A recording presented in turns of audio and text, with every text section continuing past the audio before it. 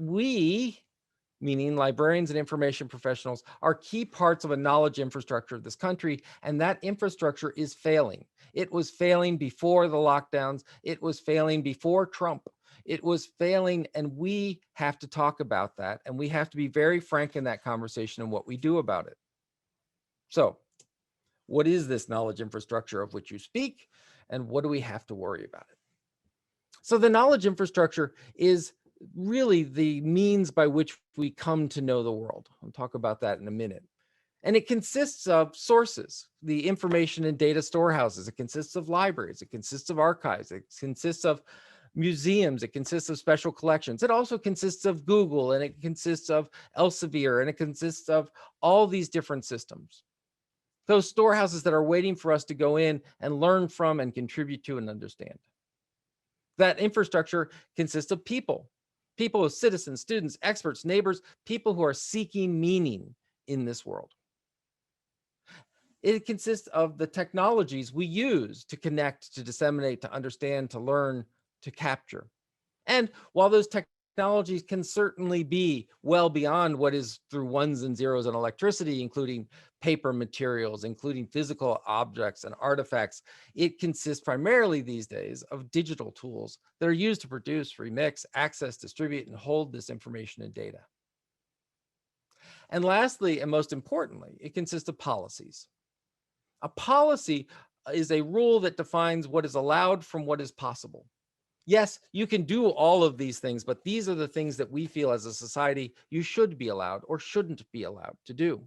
It shows up into our laws, it shows up into our regulation, it shows up into how we look at technology. Right now, a massive debate is occurring about the role of major tech robber barons, major tech companies, and their role within society. And once again, that gap between what is possible and what should be, what is acceptable from a society.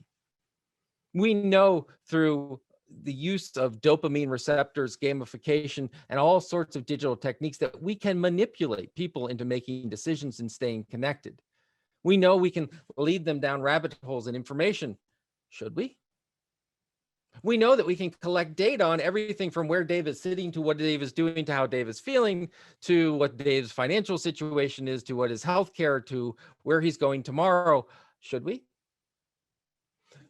That's what policy is about. Policy is not about, it is about encouraging behavior, but it is also about regulating what we want to, as a society, see done. It is the permissions. Who gets to see what? How do things get paid for? How do we allow them to get paid for? What becomes infrastructure that is beyond commerce? So the knowledge infrastructure then are sources, people, technologies, and policy. And their combination is how we as individuals develop a worldview. And as we as individuals connect to society and society develops a worldview, defines a narrative of what we want to be. All too often, libraries in our communities spend a lot of time on deficit thinking. That is, what is missing in our community? Reading capabilities or information literacy, the ability to judge good and bad information, access.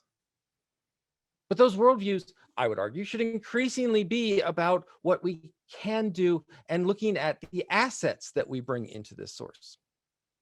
So this is what we're going to talk about today, which is how we can think about developing and adjusting the new normal to adjust what we can do as libraries and information professionals to begin to repair an information infrastructure that is crucial to our society and our global society in finding meaning, in finding capability, and finding empowerment.